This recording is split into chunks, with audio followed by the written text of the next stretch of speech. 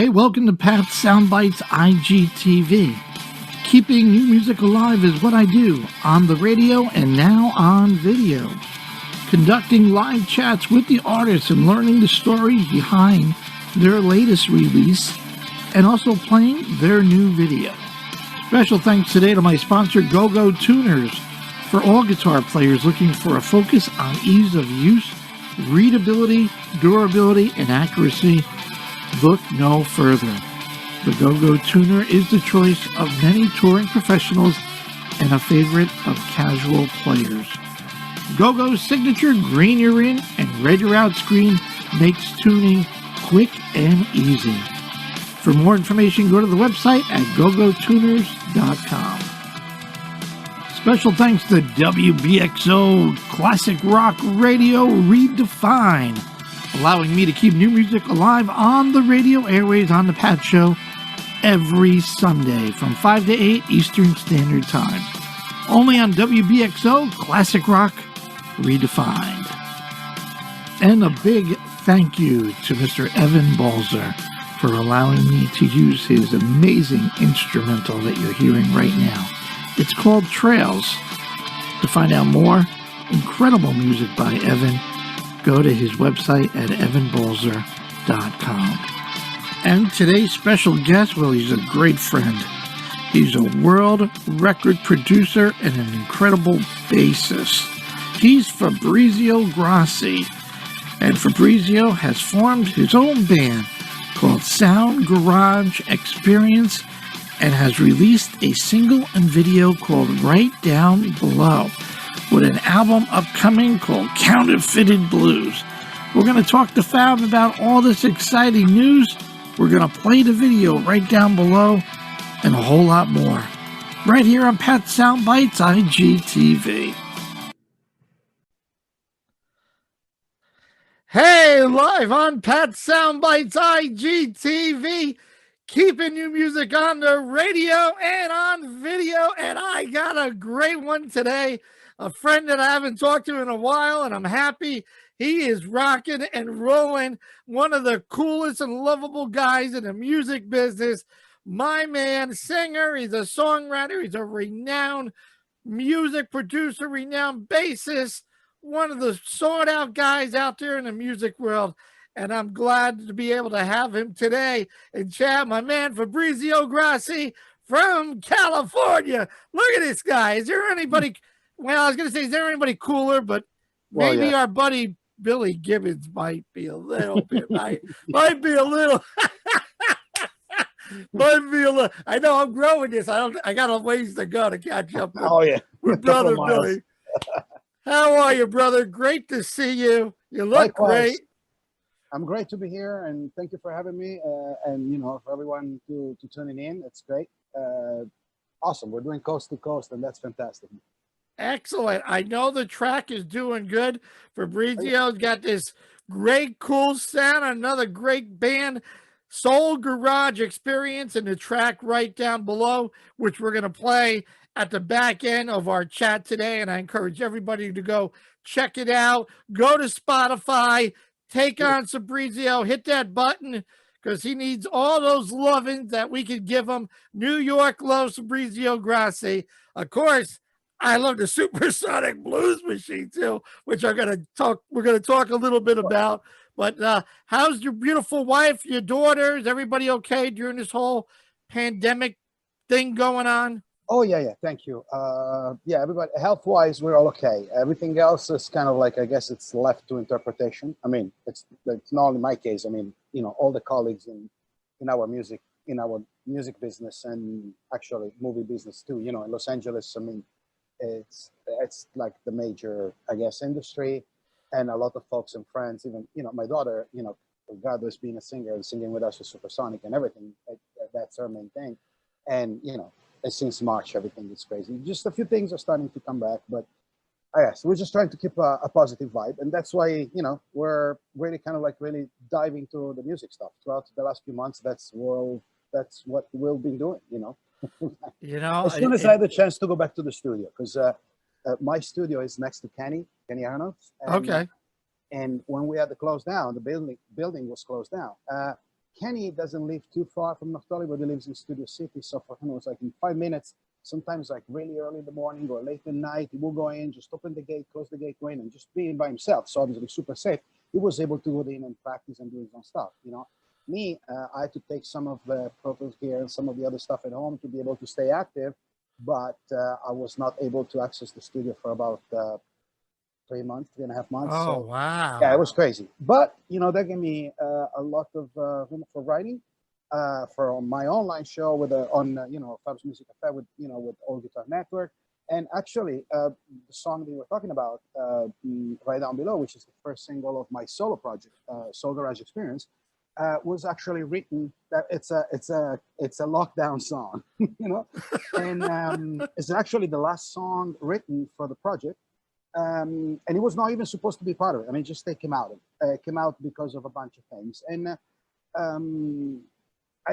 I think it couldn't find a better time to just to get it out there for what it means music-wise to me, and what it means also message-wise, and the message of the whole project and all of that. I think it's a good stuff, and again, another opportunity to put together a bunch of friends, and let's see what happens. This year, it was supposed to be a very good and busy year for Supersonic because we had a long theater tour booked with a bunch of blues legends, and it was actually a very particular thing. I'm not giving it away too much because we're working to rebook everything for next year, but it's going to be a 2.5 hours experience with videos and multimedia stuff, and it was a very, very cool trip to which we worked on it for a while. And also I had obviously some summer festivals, but I also had a kind of like long stretch for myself with Soul Garage Experience, since my agent showed some of my stuff and everything to some of his other colleagues in festivals and clubs, some of them knowing me for Supersonic and some of the other work that I did, and they decided just to give us a shot over there. So we had all these, shows and stuff that now we're kind of like, okay, well, let's see if we can repeat the experience that we didn't experience the first time. Well, I love it. I think the track is wonderful. It is very relevant. It just brings reality on how sad this world and country is to see the homeless situation in LA like it is in New York and other cities. And we need to share more love and kindness, if anything. And I know you are a big giver, got a huge heart with the Guitar for Vets program and the Upward Bound home program. And I support anybody that's always looking out to do the right thing. And you are that type of guy. And I support anything that you touch, my friend. So thank you. Great, Yeah, great, great job. If you allow me, since we're at the beginning, before we forget, while we're touching the subject, to everyone that is tuning in and is checking out our chat, please, I mean, if you want to see some of our music and all of that, you can go to FabrizioGrossi.com or soulgarageexperience.com. And over there, you can get the links to, like Patrick was mentioning, Guitar for Vets and Upward Bound House. Those are two important charities that I support. One, Guitar for Vets, deals with music lessons and music therapy to veterans that are affected by post-traumatic stress disorder. And we're not doing this because of a political thing and war, and it's absolutely not, but the sufferance of these brothers and sisters is real. I see firsthand how bad it could be, not only for themselves, but for the people around them and for their families. And I see how well they respond to the music therapy programs to the point where now these lessons, guitar lessons for now, but they're getting extended to a bunch of other instruments, are given actually at the AA center. So that's, we're government approved, which I don't know if it's a good thing or not, but our guys, love it, and they're graduating every week. So I think it's a good thing going. And as far as the Upward Bound Home, it's a charity. It's Los Angeles based, but it's not only Los Angeles, because we're trying to get the message out to as much, around the world as we can. We had a bunch of things that we're going to put together for this year in terms of live events and stuff like that will have to be postponed to next year. But just to give you a vibe, the overall idea on the charity that will benefit the homeless, by the way, it's not only the Upward Bound House, because I also have the support of the Laugh Factory that every year already does a lot, both in Los Angeles and in Chicago, for this and for the vets as well. So, you know, there's a bunch of guys that jumped in and wanted to help. But the original conversation in putting together this live event was actually between myself and Supersonic Blues Machine's label manager in the UK, Steve Marsh, is a dear friend of mine. Is another person to share, not necessarily my political views, because we're very apolitical with that, but kind of like, I guess, the community sense of duty, I would say. And this phenomenon with the homelessness is just, I mean, it's just insane. Here, yes, but unfortunately, around a lot of other corners of our country and in London, it's just, you know, just as bad as in Los Angeles. So we wanted to do something that it's, you know, that create more sensitivity and awareness around it. And I guess we're starting now because of the limitation that we have in Los Angeles. But next year, I assume there's going to be like a multi-country type of effort with, you know, live and these kind of things, because just, you know, it's not enough, you know. No. So thank you guys for giving me the opportunity to make these two pitches. So again, soulgarageexperience.com or FabrizioGrossi.com. Again, go check out all the music on Spotify, YouTube, and all of that. Thank you for doing it. But also, there are, again, links there talking about these charities. Please hit them up. Just, you know, follow them. Do whatever you can. Anything is appreciated. Absolutely. And, you know, God bless you for doing what you do. And obviously these guys need an outlet to be positive, and music heals everything. And it's great to be able to share that and try to get them focused. They come home and it's a wreck.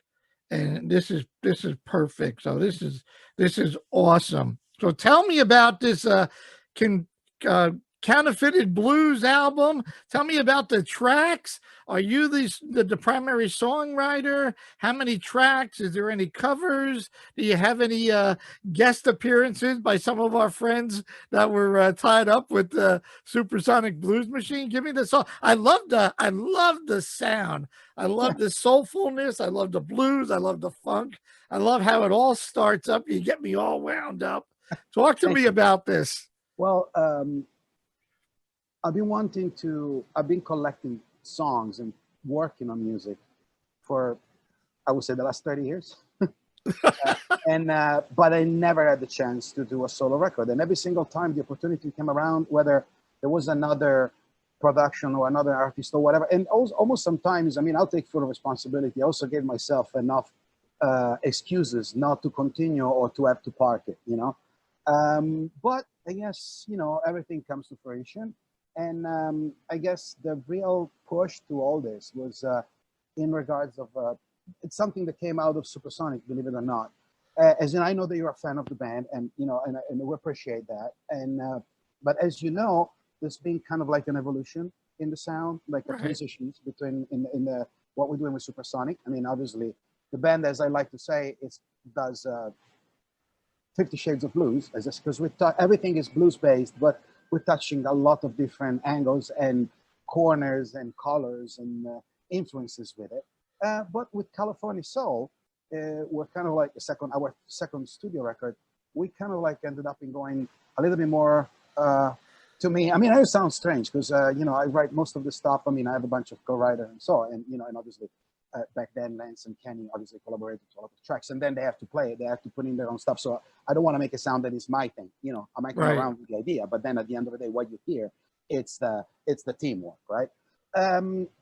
Since I'm, you know, again, I'm the one that puts down all the ideas for the songs and stuff, I'm kind of like ended up in kind of like realizing that I was kind of like taking the band to, you know, I was going to be more, if it would have done what I had prepared with Supersonic, it would have been Supersonic of Fab's Machine, you know. And again, for everyone that knows me, beside with Supersonic, from my work as a producer, I've often been associated to a lot of rock or classic rock or, you know, funk artists, icons, you know, from George Clinton and the P-Funk to Glenn Hughes and, you know, Ice-T, Paul Stanley, Joe Bonamassa, and all those cats.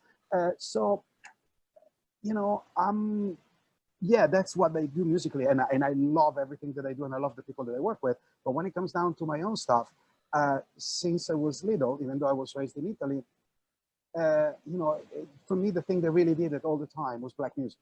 Don't ask me how or why, because back then, Italy, as you know, I was born in Milan. Um, it was not really like a very fertile territory for rock music. There was everything else. But for some reason, uh, Earth, Wind and Fire, um, All Green, Marvin Gaye, it was just that stuff. You could hear that stuff on the radio. You would not hear Black Sabbath, but you would definitely get some of that. And that always made kind of like magic. I ended up in watching, I'm not going to give you the whole story, but, I remember I was 4 years old, Saturday night, big TV show that happens every season around, every year around Christmas holidays. James Brown performed for the first time in Italy with his band, black and Wow. white. There's still the video online, and sometimes I share it because that's one of the three things that changed my life when it comes down to music. And that band, I later find out, then line up that Bootsy Collins in it and everything. It's just something that I remember that I was like, and my mom, bless her soul, I remember they used to tell me that when I was little, because I was 4 years old when that happened, that every time that she wanted to play some music, either in the car when we drive, with my family and everything, she's like, hey, let me play this. And I was just like, no, no, no, mom, play that guy. Like, just meaning James Brown, because it's just something in there that shook me. So it was the first one. And after that, before anything else, it was Bob Marley. Bob Oh, Marley wow. actually is music, obviously, first, because back then, English, it was just an opinion for me. It was not even a language. Uh, but later, it became like a major factor of influence, a major element of influence for my writing.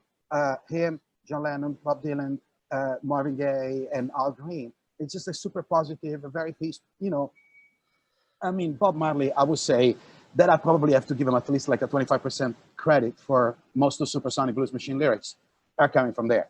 I mean, from that school, from that thinking, from that message. So that was already in me. Then, as you know, I ended up when I was 13, being in the summer in the UK to study English for a couple of weeks. I ended up going to Castle Donington, and I saw Whitesnake live and performing "Ain't No Love in the in the heart of the city," and that's the reason why we have that song on the first record with Supersonic. Um, and that was another thing that really woke me up. It's just like, this is really cool. And I was already thinking, even though I was like really young, but after 4 months, I ended up in seeing Queen in Milan with Freddie Mercury, and that sealed the deal. So that was my music. But anyways, this is the long story. But everything that I told you about black music and Bob Marley and James Brown and everything else attached to it, it really stayed with me, even throughout my hard rock and borderline metal years, for productions and all of that. And all my friends know it. That's where I'm going with my heart. That's where, when we start jamming, I don't go Metallica. I go Hendrix. I go, again, Sly and the Family Stone. That's where I'm coming from. And I love it. I always wanted to do something like that. Fast forwarding, we're playing in Kalamazoo with Supersonic, the Blues Festival. We're headlining the Blues Festival with Robin Ford and a bunch of other friends. I was Uh, supposed to drive out there. I remember that. You had Stephen Perkins. I was going to get out yeah, there. exactly. And actually, part of the bill also Joe Louis Walker, a bunch of different cats. It was, a great experience. We had a blast. But the night before, we played pretty much Detroit with Kenny. But that night, Kenny could not play it for a conflicting agreement with John Fogerty. So to avoid lawyers and legal stuff and everything, we asked Stephen Perkins if he wanted to sub. So he came out with us for a couple of days just to see what we were doing during the show. We just jammed, a few times, and we played that night. And Robin Ford, for the genius that he is a very giving and inspiring educator, got us to kind of like really outreach and stretch out our comfort zone. Because again, it's Supersonic, again, is a band, but I'm the musical director. So sometimes I'm kind of like most of the time directing the traffic on Right. stage. But when you got somebody like that, and that's the good thing, and I guess that's why some of these cats like to play with us. It's not like, oh, let me abuse your name or your face, just play a quick solo and get the hell out of it. No, Right. it's actually, we want to know where you're coming from, uh, and we want to know where you're going with the music that we kind of like want to share with you. So it's amazing, play one song with Robin Ford, and the night after you play with Eric Gales, and it sounds like a completely different animal. And we like that. That's how the band was set up. So after that night, Robin, we're driving back to the hotel. It's just like, man, I'm so used to you guys playing, with Kenny when we played, with Kenny, and of course, I mean, it's a monster machine and all of it, and it's got a sound. But you three, pointing at Perkins, myself, and Alex Alessandronio, were keyboard player.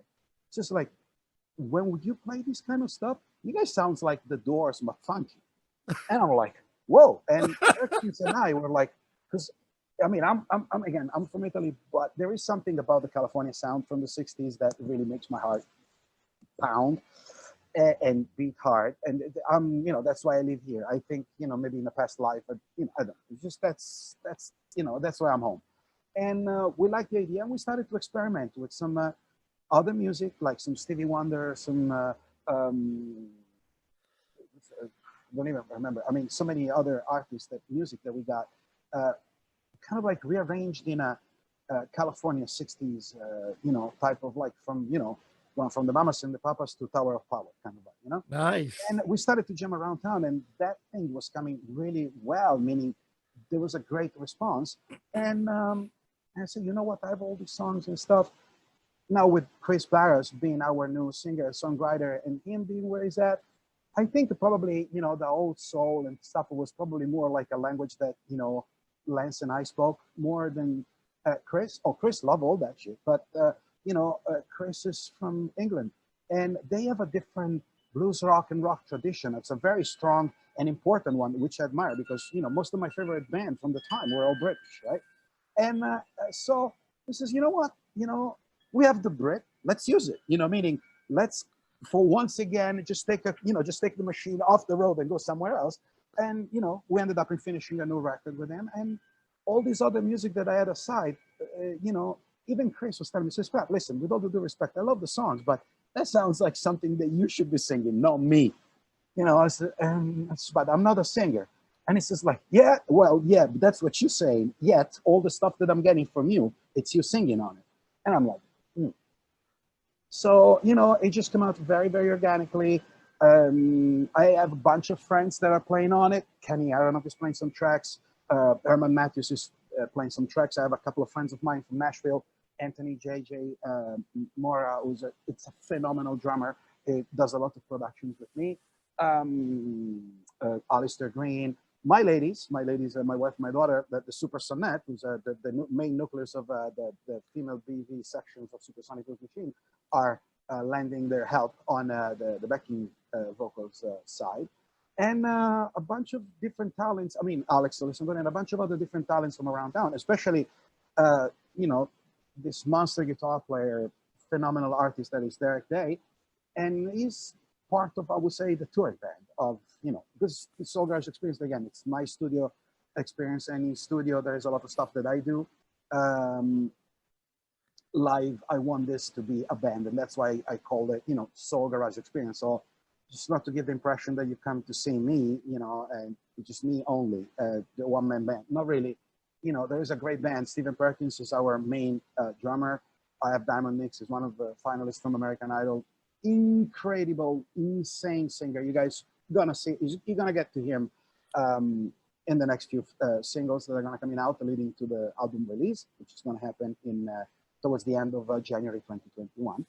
And we're bringing this thing around with the hope of people just getting fun. And this is like pretty much my dream record. This is like there's everything, again, from all those old James Brown to Marvin Gaye to Al Green, but also there is a lot of Black Keys, there is Fantastic Negretto, there is Marcus King, there is Gary Clark Jr. It's kind of like a new and old together. There is probably even more blues than what there is with Supersonic, but the main element here is soul. So, Love it. Whatever it means for a white Italian. But, I guess, as they said, it's just, I guess, I got a major blessing from a lot of brothers, friends of mine. So I feel cool. And with Desmond in the band, it's really keeping the soul flag high. So you guys gonna hear the good stuff. What I think it's just a good recording. I can't wait, man. I was like, dude, when is this thing coming out? Give me more. And I was gonna ask you, who's this Derek Day, man? Wow. I'm like, well, Derek is where'd you find this guy? I'm like, wow. He's a phenomenal guitar player, and actually, a funny thing, he sings the same way he plays guitar. I met him. He's 24 years old, and I met him when he was 16 in Santa Monica. There is like a little sections of town where there are tables outside and everything, and it's a pedestrian area. You cannot drive, right? And there are street performers.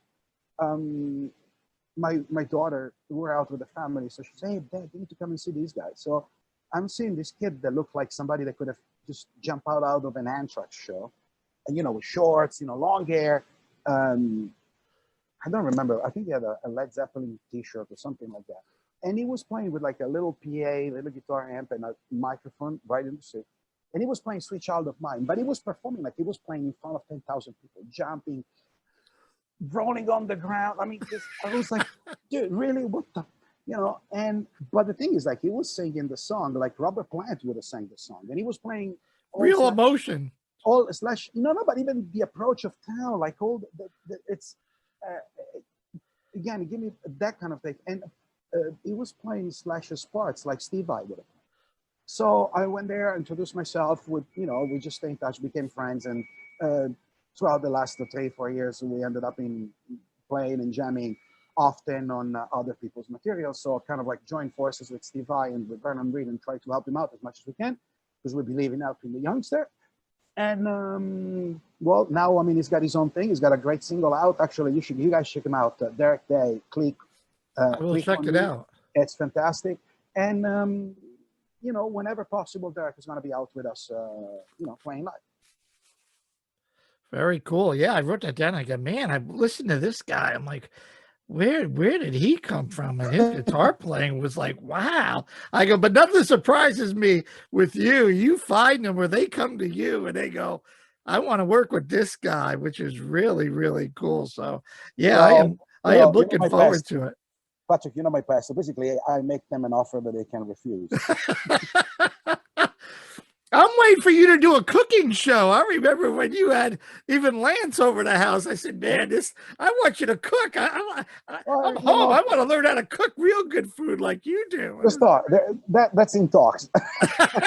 That's all I can say. Well, don't forget that, though. You do a great job with that. So is there a date when the album is fully out? You said the end of January or something? Yeah, we do not have a full date. Okay.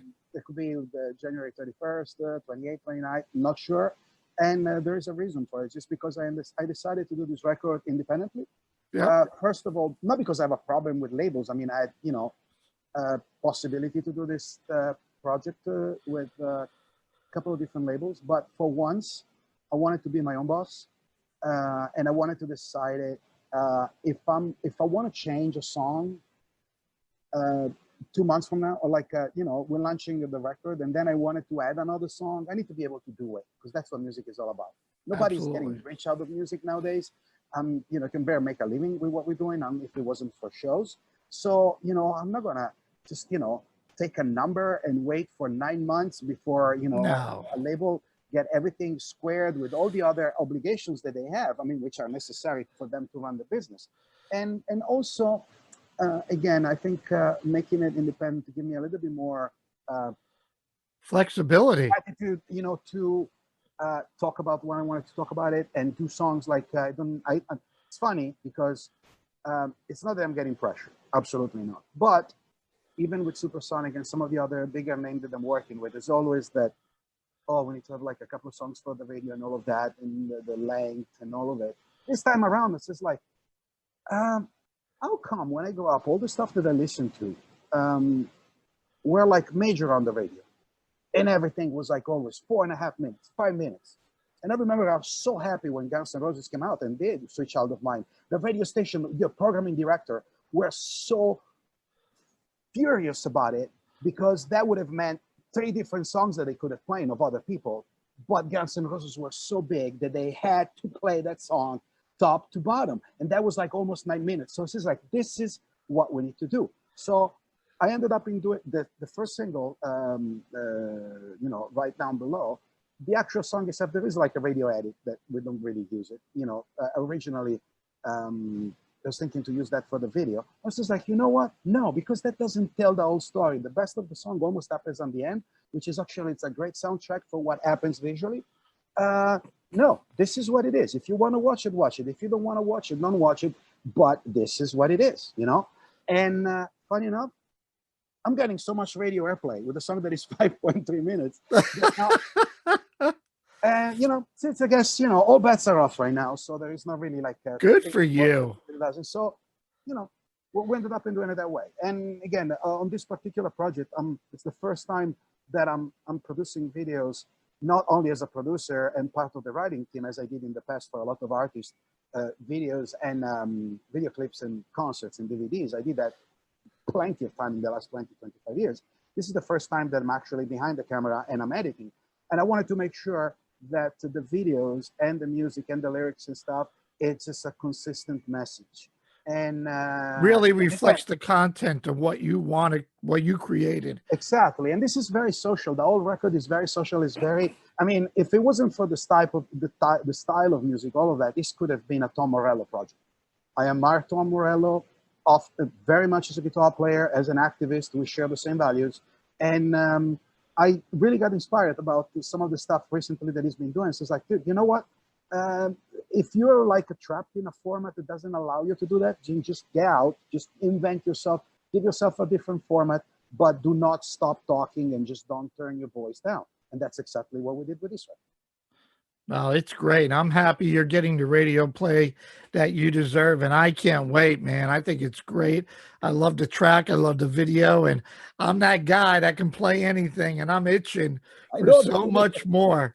It's great. And then and you know what? I read your thing and I hit the Spotify and I'm going, I got to bust on him. I didn't get my piece of bacon. You said the first 200 people that hit Spotify, Oh, you're that going to was give a the, piece of bacon. I oh, go, that's my partner. That's my business partner, Mark Rice. Yeah, it was just I know. he's known to be the bacon man because I everything with know. him is which make a very very good pair because I'm a vegetarian, borderline vegan, and he's bacon man. You know No, that's I get that. I yeah, said, man, but that's you I know gotta, we're I hit the Spotify. I go, where's the love, man? I didn't get the t-shirt of the bacon. I'll tell I, him, hey you man, you let need him to know. What have the? some bacon. Come on. No, it's all good, man. It's all good, fam. I love it. I did read that has a second album. Well, it's not second, but another album been completed with the Supersonic that you have Our on the new shelf. our new studio record, it's done. We're actually right this week and next week and stuff where we have a new management here in the States as well now. So we're kind of like working it with Mascot, which is our label, how to properly present it for next year. We're going over a few things, and but obviously the record is not going to be released till you know probably the summer of next year or late spring. I don't know. I do not have a date, and I cannot give away a date. Otherwise, they're gonna beat me senseless. But we're trying to kind of like approach the whole thing, in a different way than what we normally do. This time, we will really would like to try to take the reign. Since as a producer in the last 2 3 years, I worked with a lot of independent artists. I ended up in putting together my own marketing team, and I see the result that we get when we work with independent artists and we're quick. We do not have to deal with the big distributor, the major that is telling you, hey, no, but the catalog, you need to send the stuff 3 weeks before, otherwise, and all that kind of stuff. I say, you know what? No, from me to you. There's no label here. There's nothing. I don't need to, think in terms of radio. I mean, if a radio happens, great, fantastic. But if it doesn't, I cannot modify my music or my message just to please, or with the hope of pleasing somebody, at some point. So we did that, and the timing is it's great. So we would like to take advantage of all these things that happen and this technology that has been out for the last 2 years. So let's see what's going on. And probably if you noticed, even on our Spotify or on our site, there's been several months of silence exactly because we needed to reset the counter on all these platforms and everything exactly for this new operation that is going to be Supersonic Blues Machine 2.0.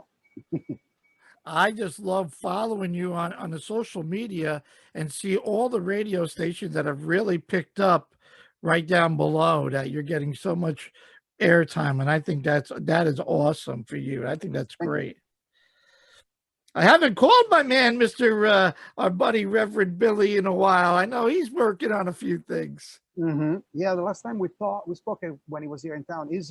he moved his residency to Vegas. I mean, he still has the house here in Los Angeles, and he's been spending a lot of time in the desert, more Palm Springs than desert, because that's where Matt Sorum lives. And obviously, they're putting something together with BFG. But he is probably going to tell you that. I'm not going to spoil his surprise. Yeah, no, I know he's been over at Palm Springs, and I know he's working with Matt and Austin. Yep. And the last time I got to hang out with him was in New York City, and when he did his own blues album, which was terrific, and just love that guy. And obviously, love my man Walter Trout and Robin Ford. And I'm so happy that Eric Gales is doing so well. I know he got stricken with this COVID thing, but I know he's doing well, and prayers actually work well for him and LaDonna. And I got to meet Eric here locally, and what a guitar player. Oh my God. A guitar player. He's the guitar player. The guitar player. I walked out of that place. I said, Eric, oh my God. Him and Albert Castilla were together, and it was crazy. What a great guy.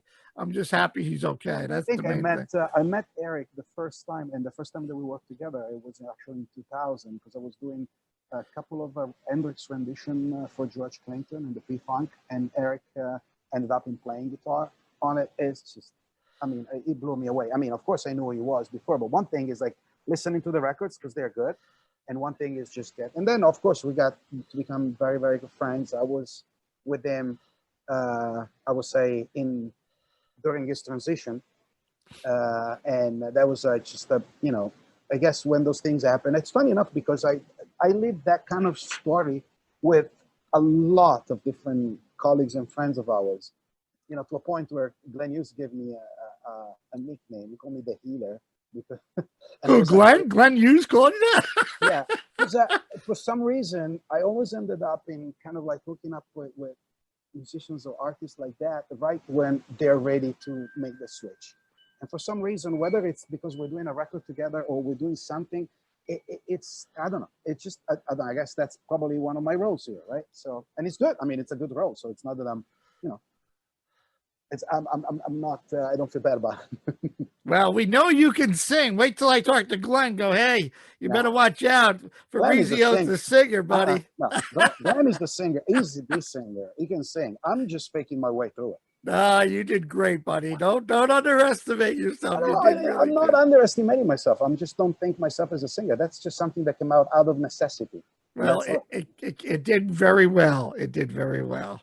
Yes, I can't compare you to Glenn. I'm only kidding, but no, dude, Glenn is like, oh my goodness. There's only one Glenn Hughes. I told him, dude, when you see yourself in the mirror, just be nice to the other person because there's no one like him. And he just cracks up with it. How's have you seen Kenny around? How's Kenny Arnoff doing? Have you seen Kenny around? I just like 2 days ago, like I said, his studio is next to mine, so we bump into each other, pretty much every day. I got to ask you, who's Susan Santos? Is that somebody I should be following and get a copy of her track so I can play him? Oh, yes. Susan is a dear friend of mine, is a fantastic singer, songwriter, guitar player from Madrid, Spain. She's one-man band, meaning she's her own manager, she's her own agent, she writes, I tip my hat to that lady like there's no tomorrow. Balls of steel and a dedication that it's, and she does everything that she needs to do. She doesn't complain, like a major trooper. And the funny thing is, like, I was aware of who she was because she won, several different things to the European Blues Awards and all that kind of stuff, right? But we were set to play in Madrid with Supersonic and with Billy and Joe Louis Walker and stuff. Not this past summer, but the previous one. And obviously they're starting to advertise the show. And I'm getting a message on my, I think it was like Insta message or anything like that. She said, hey, Fabrizio and Susan, well, I know who she was. I said, hey, great. How can I help you? What's up? What's going on? You guys going to be playing in Madrid. I want to play before you. I was like, oh, sure. And I'm like, some balls. But not because we are like, it's not that. Actually, everybody that knows me, know that that's absolutely not where I'm coming from. But it's just like, to somebody that you never talk to, and you just go like straight to the point like that. And I was just like, I want to open for you guys. I'm like, you know what? give me your email and stuff like that. I do not know how well you do or whatever it is that you do in Spain, and it's not my gig. It will be the promoter, but the promoter, our promoter in Spain, Chris Ortiz, is a phenomenal person, and Noel is a great promoter. He works with a lot of great bands. He works with ZZ, he works with Coldplay, and he works with a lot of smaller artists, and not only rock, but he also manages a bunch of different artists, among which Vicente Amico, which at the moment him and Tomatillo are probably the best flamenco guitarist alive. And I asked him, hey, listen, do we have any opening act for the show? No, because you guys always play a hell of a long time. I mean, you're like, you and Springsteen are the worst of it.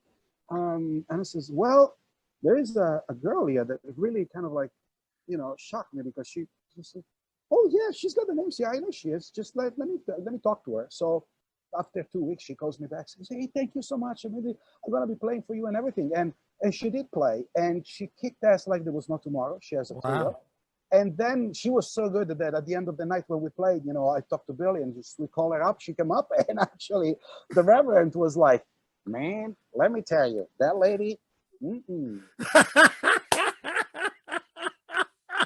Yeah. Uh-huh. Uh-huh. Exactly. Nice. I will definitely check her out and try to get a copy of her record. I know you were, I believe, the producer, and I'm sure it rocks. So Susan Santos, for all our viewers and listeners, take a peek of this blues lady, because she certainly rocks. If Fabrizio and Reverend Billy says, yeah, I'm all in, and I'm looking forward to playing her music, man. This is all good. And Derek Day, I will definitely take a peek at that guy, man. That's very simple. SusanSantos.com and DerekDay.com. And obviously, don't forget FabrizioGrossi.com, man. OldGarageExperience.com. And by the way, next week, we're starting off again the whole interaction with the fans with Supersonic. We're going to have some live interaction. We're going to read tons of emails and with questions and stuff like that. So we decided to take that live. So Chris, myself, and Kenny, we're gonna have a weekly appointment where we read some of the questions, we talk, and we're gonna share some of our videos in the past. So when we so we have a brand new dedicated YouTube page, which is Supersonic Blues Machine, and also a brand new web page, which is supersonicbluesmachine.com. Well, I'm looking forward to it, buddy. You need anything, you call me, get it to me, let me know so I can promote the holy crap out of it and put it on all our socials, our radio station, all my socials, and I will be there for you no matter what. I love this Soul Garage experience. I love the track right down below, and I can't wait for Counterfeit Blues and the whole record to come out, my man. And it's been great to have you on and chat with you. Yeah, I've been smiling ever since we hooked up again. And I'm looking forward to playing the video for all my viewers in a few seconds here when I let you go and rock the house out in LA, man. I will try. And I see the sun is like really shining through. So I'm now I guess it's time to go. No, it's just that I have a bunch of back-to-back interviews. So I would love to stay here and chat for another hour. There's plenty of stories. But I guess we'll do that next time. We have another couple of singles with videos coming out before the album. So I'm sure that we will have opportunity to continue the conversation, later, if you like the music that you're going to be hearing. Dude, you don't have to worry about that. You know me. Guitars for Vets, Upwood Homes. Go check it out. Fabrizio Grossi, Supersonic Blues Machine. Go check it out. If you're not sure, get a hold of me, and I'll line you right up and make sure that you get right there, because this guy's got a heart of gold and he's doing the right thing. And when people do the right thing, my heart fills up too, because I want to do the right thing. Fab, great to see you, brother. You look great, man. Likewise, you too, Patrick. Thank you so much. And thanks so much for everybody for the support. And please, again, it's not music, only music, and it's not only business. If you can do anything good, just check out our charities. Appreciate it. Time to rock a little Soul Garage right now with a little right down below on the video, and hit that like button and subscribe. Doesn't get any better than this. Keeping new music alive. Pat Soundbites with my man Fabrizio Grossi. Thank you, Patrick. Bye, everybody. Ciao, love you, brother. Likewise. Ciao.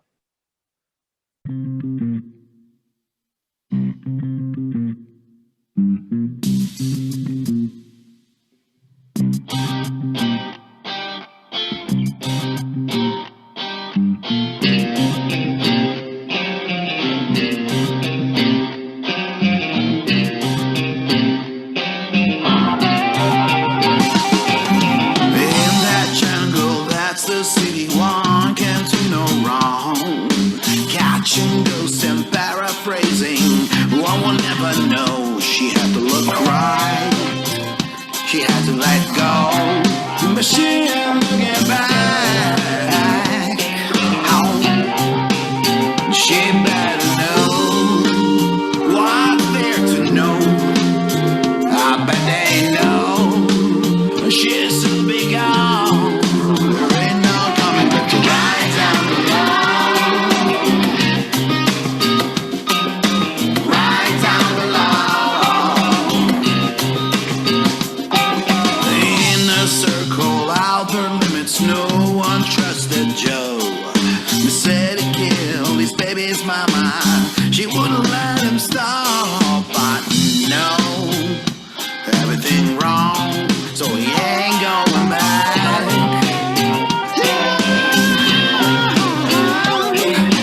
He better know what's there to know.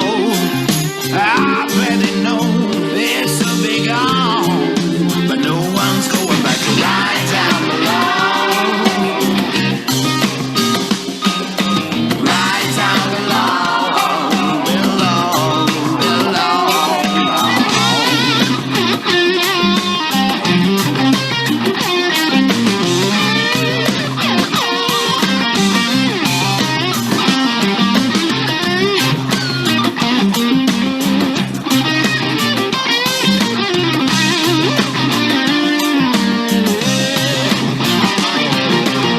Another day's gone, no matter what they say.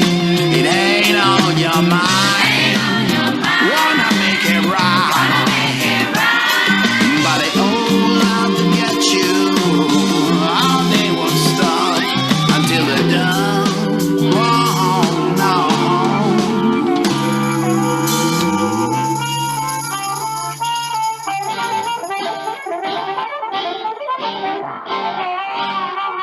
Another lie you were forced to say. When you know you weren't wrong, you weren't wrong, you weren't wrong. You wanna be right and put up a fight, but there ain't no coming back. Home. I bet they know. I know they know. They'll soon be gone, but no one's going back right down the road. Right down below, below, below. Right down below. Right down below, below,